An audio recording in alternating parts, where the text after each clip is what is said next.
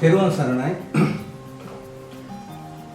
වර්ෂ 16කට පස්සේ ඓතිහාසික ආධ්‍යාත්මික සිදුවීමක් 2025 4 මාසයේ 18 අප්‍රේල් මාසයේ 18 දළදා ප්‍රදර්ශනයකට දළදා වැඩපුදා ගන්න ලංකාවේ බෞද්ධ ජනතාවට අවස්ථාව ලැබිලා තියෙනවා. ඉතින් අද මම මේ දැනුවත් කරන්නේ ඔබ දළදා වංශයේ නිවැරදිව වැඩපුදා ගන්නේ මොන ආකාරයකද? ඔබ නොදත් බොහෝ කරුණු කාරණා ටිකක් මම මේ එලි කරනවා. මේක මම දකින්නේ ආධ්‍යාත්මික ඇසින් සහ අපේ ගුප්ත විද්‍යාවෙන් තමයි මේ දළදා සම්බන්ධව මේ කරුණු කාරණා පරිහරණය කරන්නේ. ඉතින් ඔබ දළදා වදින්න බලාපොරොත්තු වෙන සිටින කෙනෙක් නම් මෙන්න මේ කරුණු කාරණා දැනගෙන දැන කියාගෙන වැඩපුදා ගත්තොත් ඔබට මෙලොව වශයෙන් ලෞකික වශයෙන් ලෝකෝත්තර වශයෙන් මේ යහපත් ප්‍රතිඵල ලබා ගැනීම හැකියාව. එසේ නැතුව ඔබට වෙන්නේ ඔබගේ නිකන් කාර්යනාත් වීමත් මුදල් නාත් වීමත් සමහරට අවසාන මොහොතේ බලාපොරොත්තු නොවන ආකාරයට දේවල් වලට බලාපොරොත්තු නොවන දේවල් වලට මොන දෙයක් තමයි සිදු වෙන්නේ මොකද චේතනා තමයි කාරණයක් වෙන්නේ. මේ දළදා ප්‍රදර්ශනය කිරීමේදී ලාංකික ජනතාවගේ ප්‍රධාන බලාපොරොත්තු දෙකක් තියෙනවා. රාජ්‍ය මට්ටමින් ගත්තන් පස්සේ රටට සෞභාග්‍ය උදා වීම, කාට වැසි ලැබීම, යහපත් සමාජ පොහොසත් ඇතිවීම, රට සාමාජික යහපත් පැත්තට සහ රටේ සම්පූර්ණ ගත්තන් පස්සේ යහපත් සංවර්ධනයක් ඇති කිරීමේ ඇතිවීමේ බලාපොරොත්තු ඇති කරවීමේ බලාපොරොත්තු වන රාජ්‍ය පාලකයාගේ තීරණය කියලා තමයි අපි විශ්වාස කරන්නේ ඉතින් කියන්නේ. ඒ වගේම රටේ බෞද්ධ ජනතාව ගත්තයින් පස්සේ ශ්‍රද්ධාවෙන් භක්තියෙන් මේ ස්ථානයේ මේ දළදා වැඩපුදා ගැනීමෙන් තමයි ලෞකික පැත්ත ලෝකෝත්තර පැත්ත ආලෝකමත් කරගන්න පුළුවන් කියලා තමයි මේ මත දෙකේ තමයි මේ දළදා වලින් තීරණය කරන්නේ යන්නේ බලාපොරොත්තු වෙන්නේ.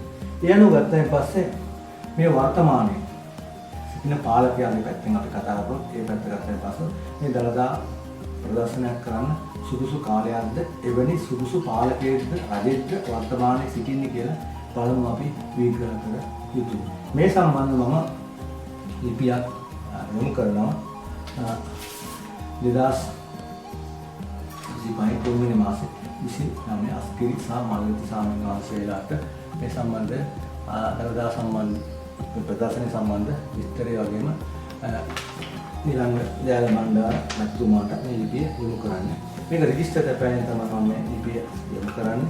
මේ රෙජිස්ටර් පොලේ මේ ආකාරයට මම පෙන්නන්න. මේ විස්තර ටික දළදා ප්‍රදර්ශනයෙන් පස්සේ අවසන් වුණාන් පස්සේ යන්න මොනවද ලිපි අඩංගු කරලා තියෙන්නේ කියලා. ඒතකොට රාජා බෞද්ධ ධම්මිකෝ රජා ධර්මානුකූලව ජීවත් වෙනවා නම් රට ආධ්‍යාත්මික පැත්තට බරව යනවා. එවැනි කෙනෙකුට තමයි දළදා ප්‍රදර්ශනයක් පවත්වන්නට සෞභාග්‍ය උදා කිරීමේ හැකියාව තියෙනවා. ඒසේ නැතුව රටේ පාලකයා ජනාධිපති අගමැති සහ අගමැති ඇතුළු ඉන්න පාලක මණ්ඩලය බුදුදහමේදී පුනරුත්පත්තිය පුනර්භවය පිළිගන්නේ නැත්නම් ඒ වගේ සෝවාන් සකුදා අනාගාමී බුදුන් වහන්සේ දේශනා කරපු ධර්ම මාර්ග ලෝකෝත්තර මාර්ගයේ අවබෝධයක් නැත්නම් දැනුමක් නැත්නම් පිළිගන්නේ නැත්නම් ඒක සාමාන්‍ය සම්මුතිය වශයෙන් දෙයක් වශයෙන් සැලකනවා නම් නැත්නම් සෙසු ආගම බුදුදහමක් සෙසු ආගමක් විදිහට සැලකනවා නම් දළදා ප්‍රදර්ශනයක් පවත්වන සුදුසු පාලකයෙක් මේ වර්තමානයේ සිටින්නේ කියලා මම පළමුවට දැනුවත් කරනවා. නමුත් ඔබට මේ කටයුතු දෙයක් තියෙනවා මේ අවස්ථාවේ ප්‍රයෝජන ගන්න බෞද්ධයෙක් වශයෙන් තමයි වැදගත් වෙන්නේ. නමුත් රටේ පාලකයා වශයෙන් ඔහු මේක කරන්නේ මොකද? ලෞකික භෞතික යම්කිසි තමන්ට නොලැබිච්ච දේවල් අහිමිච්ච දේවල් ලබා ගැනීම මිනිසුන්ගේ සිද්ධිනා ගැනීම චේතනාවෙන් ගානක් වශයෙන් දිවි තියෙන ඡන්දේ ජයග්‍රහණය කරන චේතනාව තමයි ඒ පාලක පක්ෂයේ තියෙන්නේ දළදා ප්‍රදර්ශනයේ පැවැත්වීම. එහෙම නැතු ලෝකෝත්තර රට සෞභාග්‍ය උදාගීමේ චේතනාවනේ ඒ සම්බන්ධව විස්තර ලිපියම සඳහන් කරලා තියෙනවා. දළදා ප්‍රදර්ශනයෙන් පස්සේ මම මේ සම්බන්ධ සම්පූර්ණ කාරණා ටික එලි කරනවා. ඒත් මේ අනුර කුමාර යන මම බොහෝ දේශපාලන ලියන කෙනෙක් විද්‍යුත් දේශපාලන සම්බන්ධ වෙච්ච කෙනෙක්. ඕකට මේ ඔහුගේ මට ආපු ඕකට මම ගාක් ලිපි ලියලා තියෙනවා. ඔහුගේ මට ආපු ලිපියක්. ඊට පස්සේ ඔහුගේ මට ආපු ජනාධිපතිගෙන් තව ලිපියක්. මේ වගේ දේශපාලඥයන්ට අපි විතරම ලිපි ලියනවා. ඒ වගේම හිටපු දේශපාලඥයන්ට ලිපි ලියනවා. ඒ වගේම අස්කිරි මාළවී ස්වාමීන් වහන්සේ මේ 2018 රටේ වෙන විපත්තියෙන් ගැන අස්කිරි මාළවී ස්වාමීන් වහන්සේට යවපු ලිපිය. මේ ලිපි යටිම තියෙනවා. මේ තත්ත්වය රට ඉස්තර මුදව නොගත්තොත් 2020 වසරේ රට මහ විනාශයකට බීසෙ ලක්වන එක වළක්වන්න බැහැ කියලා මේ ලිපියම සඳහන් කරලා තියෙනවා. ඒ දේ ඒ ආකාරයට ඒ වගේම ගත්තයින් පස්සේ හිටපු ජනාධිපති ගෝඨාභයට වෙන දේ 2022 ඍජු තුමාගේ මට ලිපියක් වෙන මේ ආපු ලිපිට උත්තර.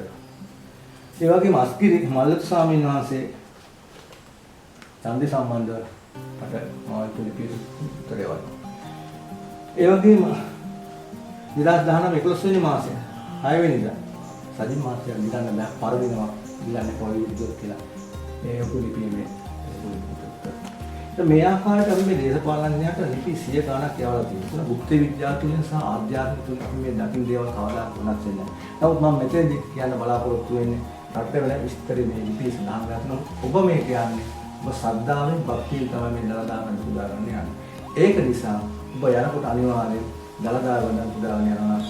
මේ දලදා වහන්සේ කියන්නේ කවුද කියලා බලමු ඔබ තේරුම් ගන්න. දලදා වහන්සේ කියන කවුද කියලා තේරුම් ගන්න පස්සේ බුදුන් වහන්සේ කියන වක්කලි මාදිහා බලන් ඉන්න එපා. ධර්මي තමාතෙන් ධර්ම දිහා බලන්න කියලා. බුද්ධ කාලේ බුදුන් වහන්සේට ලොකුම දාණය දෙනවා කෝසල මාලිකාව. අසින්දු දාන දෙනවා කෝසල මාලිකාව. හැබැයි කෝසල මාලිකාව මැරලා ගිහලා බුදුහාමුදුරුවෝ හොඳට උව දකින්නවා. නිතර බුදුහාමුදුරුවෝ කතා කරනවා. දීතවනාරාමයට යනවා නිතර. යනවා නිතරම දකින්න කෙනෙක් තමයි කෝසල මාලිකාව. හැබැයි මැරලා ගිහලා ගානට අවිචි මාර්ගය තමයි නිල පෝෂණ මාර්ගය උපදින්නේ. ඒත් ඔබ මේ දලදා මම මේක පැහැදිලි කරේ බුදුහාමුදුරුවෝ වක්කලි ටික කතාවක් පෝෂණ මාලිකාවේ කතාවක් මම මෙතන අතු කරලා ගත්තේ. ඔබ දලදාවදී මේ මාන්නේ උද්දච්ච මාන්නේ මේක බලන්නේ අපි දලදාවදී යනවා මේ කාටවත් යන්නේ වගේ පිනක් නැහැ අපිට තමයි පින් තියෙන්නේ කියලා හිතාගෙන චේතනාවෙන් මේ අධ්‍යයට රූපයක් විසින් දකින්න ගියොත් ඔබට සිදුවෙන්නේ යහපතක් නෙවෙයි අයහපතක්මයි සිදුවෙන්නේ. ඒ නිසා මේ දලදා වඳින්න ඔබ යනවා අනිවාර්යයෙන් මේ ප්‍රදේශයේ අධිපති දෙවිවරු ඉන්නවා. විශේෂයෙන් නාථ දෙවියන්ට මතක් කරලා පින් අනුමෝදන් කරගෙන මම මේ දලදා වඳින්න යනවා. මේ දලදා වඳින්න යනකොට ඇද්දේට රූපයක් තමයි අපිට පේන්නේ. හැබැයි තප්පර ගන්න තමයි රූපෙ පේන්නේ. ඒතකොට ඒ රූපෙට උපාදාන වෙන්නේ තණ්හාව වීමෙන් ආසාව වීමෙන් මම මේක වැන්දා කියලා අතන අල්ලගත්තොත් තණ්හාව එතන තියෙන්නේ. මොකටද? යා අසුබ දෙයක් තමයි සිදුවෙන නිසා මේ සියලුම දේවල් මේ සංස්කාරය හට ගන්න දේවල් නැති වෙනවා විනාශ වෙනවා එනම් මේ දලදාව මම පුදාගත්තා කියන්නේ ඒක මාතර බුදුන් වහන්සේ ධර්මයේ කලම කරගත් වෙන්නේ ධර්මයේ තුල තමයි ඉන්නේ සංස්කාර අනිත්‍යභාවය තේරුම් ගන්න ඒ උපාදාන නොවි ඉඳගෙන මේ දලදාව නියු අනේක ප්‍රතිපලය ලබාගෙන ඉන්නේ කියලා. එහෙම නැතුව මේක මාන්නේ මහා කමී උද්දච්ච මාන්නේ දලදාව පුදාගෙන ඉන්නේ ප්‍රතිපලය ලබන්නේ යහපත් ප්‍රතිපලයක් නෑ යහපත් ප්‍රතිපලයක්. ඒකට හේතුව මම දක්වනවා. අද මේ දිනේ මම මේ වීඩියෝ එක දාන්නේ මේ මගේ ප්‍රදේශයෙන් දලදාමින් ගන්න 70 වැඩි ප්‍රමාණයක් කාන්තාවක පිළිමය ගියා. ඊපස්සේ ඒක පොත්තිවිල යන්න ගියා. ඒක මම මේ 70 පුද්ගල ජීවිතය ගැන දන්නවා. ඒගොල්ලන්ගේ ලෞකික ජීවිතය ගැන පස්සේ ගන්නම දෙයක් නෑ. සාමාන්‍ය ජීවිතේ රාජසල් වල වෙන්නේ සුත්තර ප්‍රශ්න කරන්නේ පොලිස් උසාවිය යන්නේ දරුවෝ විදුකාරක ගමන් යන්නේ අධ්‍යාපනය ලබා ගන්න මධ්‍යවර්ග මාර්ගය පාවිච්චි කරන මුද්‍රකයක් කරන නමුත් දලදාව දින්න ලොකු ශ්‍රද්ධාවකින් භක්තියෙන් දීලා ඔබ වැඳලා කොහොම හරි හන්දදලා හරි දැකලා බලලා ඇවිල්ලා ආයෙන පරණ ටිකම තමයි කරන්නේ.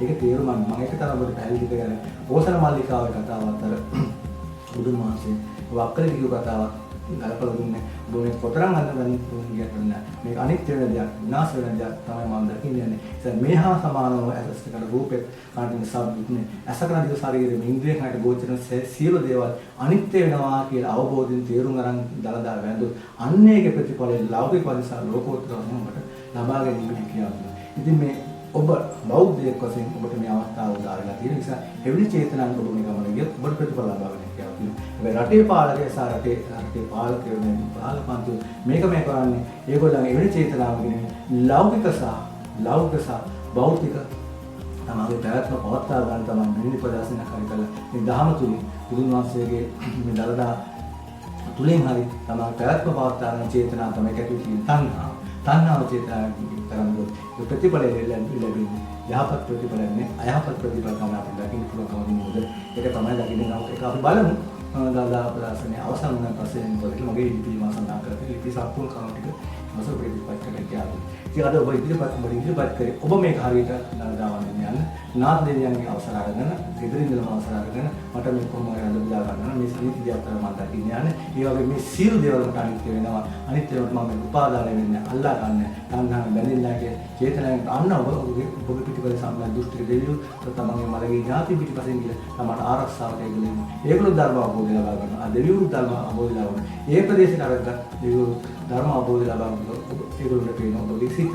එතකොට ඔබගේ චේතනාව තමයි ඔබට කර්මයක් වෙන්නේ. ඔබ වපුරන දේ තමයි ඔබට ලැබෙන්නේ. නිසා චේතනා බික්කවේ කම්මා වදාමි කියලා ඔබ යහපත් චේතනාවෙන් වඳින්න යන්නේ. ඒක ප්‍රතිඵලය ඔබට ලබා ගැනීම හැකියාව තියෙනවා. ලෞකික වශයෙන් ලබා ගැනීම තියෙනවා. ලෝකෝත්තර නිවන් මාර්ගයක් පිටන්නාවේ හේතුපාදක වෙනවා. ඒ නිසා රටේ පාලකයා එයා හිතන විදිහට පැත්ත කටයුතු කරපුවා ආයි ඔබ යනවා නම් ඔබට මේ අවස්ථාව උදා වෙච්ච නිසා මේක අනිත්‍ය වෙන දෙයක් නැතු එහෙම නැතු උද්දච්ච මානකෙන් අපි තමයි ළඟදා වෙන්නේ අපිට ලොකු පිනක් තිබුණා මම පුදා ගන්න කියලා. මොකද මේ ගමෙන් ගිය කට්ටිය එහෙම සිතන තමයි ගියේ.